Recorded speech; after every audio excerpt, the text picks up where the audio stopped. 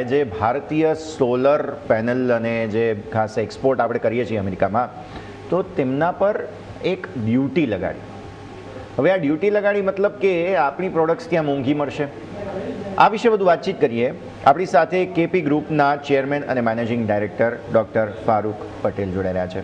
Farooq sir, સૌથી પહેલાં તો ખૂબ ખૂબ સ્વાગત અને સમય ફાળવવા માટે ખૂબ ખૂબ આભાર. આઈ હોપ તમને સર મારો અવાજ આવી રહ્યો હશે? જી સર.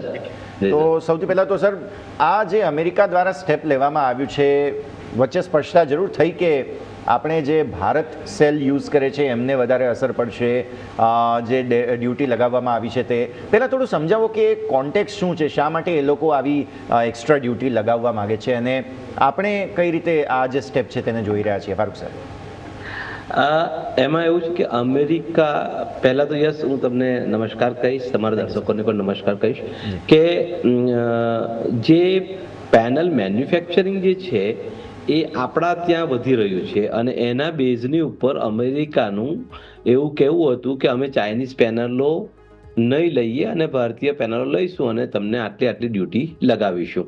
પણ સમહાવ એ લોકો એવું કંઈક ફાઇન્ડ કર્યું, જે સાચું ખોટું હોય તો ઈશ્વર જ જાણે, કે એમણે આપણી જે પેનલો ત્યાં આપણે એક્સપોર્ટ કરી એની અંદર ચાઇનીઝ પેનલોનો ભાગ એ લોકોને જોવા મળ્યો, જેના કારણે એક દંડ સ્વરૂપે એમણે 126% આપણી પર એનું ભારણ નાખી દીધું કે તમને 126% તમારી ઉપર અમે ટેરિફ લગાવીએ છીએ કે તમારી 100 રૂપિયાની પેનલ હોય તો અમારે ત્યાં 226માં વેચાશે એમ.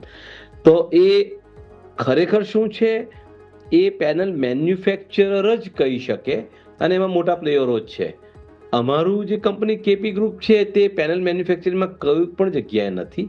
સો અમને આના વિશેનું ડેફ જે છે તેનું નોલેજ ના હોઈ શકે, પરંતુ જાણકારી એઝ અ રિન્યુએબલ પ્લેયર તરીકે હોય એનાથી રિવર્સ ઇફેક્ટ ઇન્ડિયન બજારમાં જે ડેવલપર છે એને એ પડવાની કે આપણી પેનલો આપણને સસ્તા અને સારા ભાવે અને સારી ક્વોલિટીમાં ઉપલબ્ધ થશે, જેના કારણે આપણા પ્રોજેક્ટો સસ્તા થવાની આશાઓ ખરી.